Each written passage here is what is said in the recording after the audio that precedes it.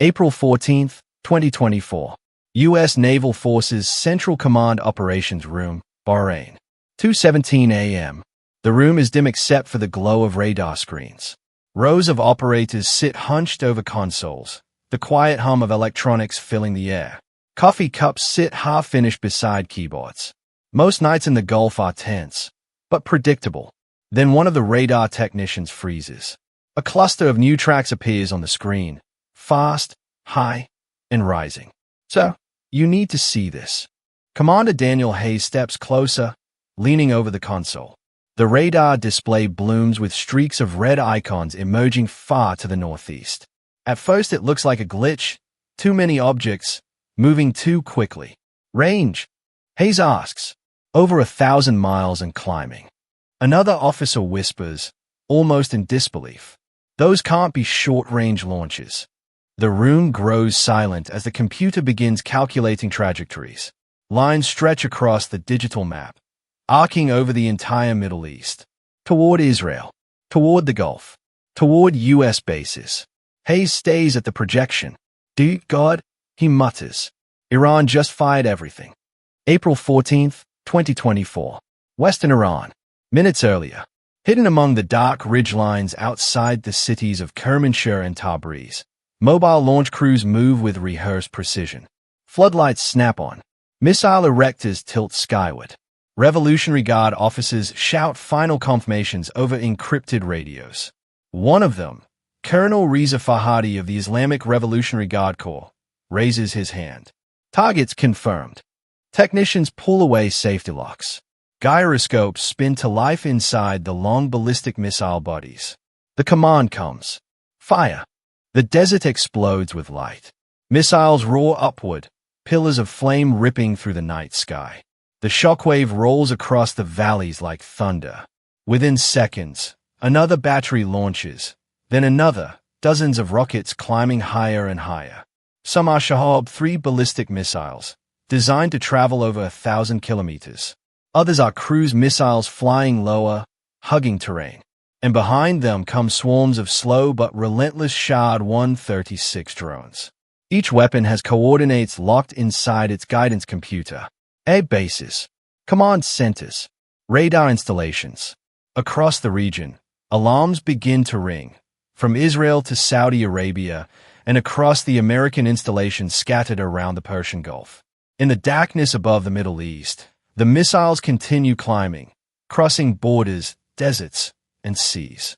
And the commanders watching their radar screens are about to realize something terrifying. This attack isn't aimed at just one country. It's aimed at the entire region. 2:29 a.m. Operations Center, Bahrain.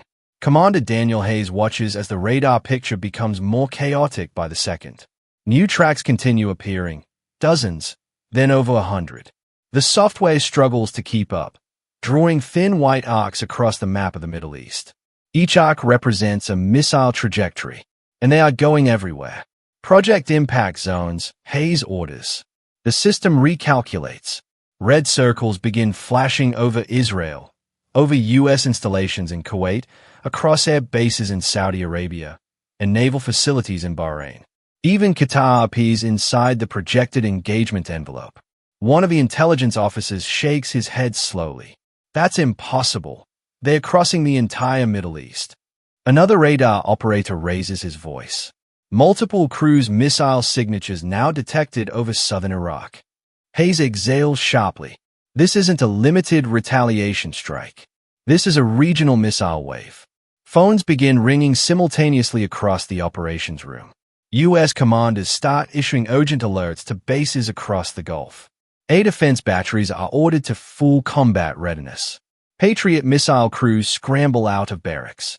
Fighter squadrons prepare emergency takeoffs. And far to the west, inside the underground command bunker beneath Tel Aviv, Israeli officers stare at their own radar screens. Because the incoming wave is growing larger. Much larger. 2:41 a.m. Air Defense Command Bunker, beneath Tel Aviv, Israel. Deep underground, dozens of officers stand shoulder to shoulder in front of a massive digital wall. The screen shows the Middle East from Iran to the Mediterranean, and the sky is filling with threats. Colonel Amir Cohen of the Israel Defense Forces studies the incoming tracks. Each one represents a missile or drone moving toward Israeli airspace. He has seen attacks before, but nothing like this. Confirm launch count, he says. A young analyst answers quietly. Over 300 objects detected so far. Ballistic missiles, cruise missiles, and drones. A murmur spreads across the command room. Cohen doesn't react. He simply gives the next order. Activate all layers.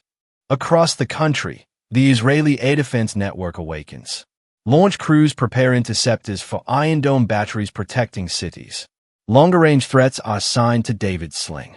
And the highest, fastest ballistic missiles are handed to Arrow 3, designed to destroy targets high above the atmosphere.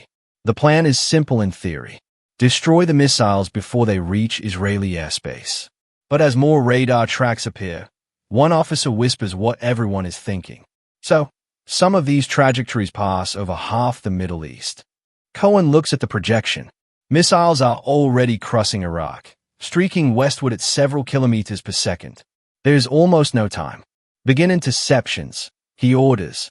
Above the Middle East, the largest air defense battle the region has ever seen is about to begin. 2:46 a.m. Prince Sultan Air Base, Saudi Arabia. The warning sirens begin howling across the base. Inside a hardened control trailer, U.S. Army soldiers from a Patriot missile battery stare at their radar displays. The screen shows several fast-moving objects descending toward the region from the northeast. Staff Sergeant Mark Alvarez grips the console. Multiple ballistic tracks detected. Altitude extremely high. The battery commander doesn't hesitate. Weapons free. Outside, in the desert darkness, the launch tubes of the MIM-104 Patriot batteries tilt toward the sky. Moments later, a deafening blast erupts as the first interceptor launches. A white-hot missile streaks upward, carving a glowing line into the night. Seconds later, another interceptor follows, and another. Across the Gulf region, the same scene repeats. In Kuwait, Patriot crews scramble to intercept cruise missiles approaching from the north. In Bahrain, air defense radars track incoming drones crossing the Persian Gulf. And in Qatar, American personnel at United Arab Air Base receive the same chilling report. Hostile objects inbound. Back in the command center in Bahrain, Commander Hayes watches the tactical display update. Intercept attempts begin appearing as small flashes across the digital map. But the incoming wave is enormous. Some missiles are flying higher than 300 kilometers above the Earth. Others skim low across desert terrain. And the drones, hundreds of kilometers behind the missiles, continue their slow, relentless approach. For the first time in decades, nearly every air defense system across the Middle East is firing at once. And the night sky is turning into a battlefield.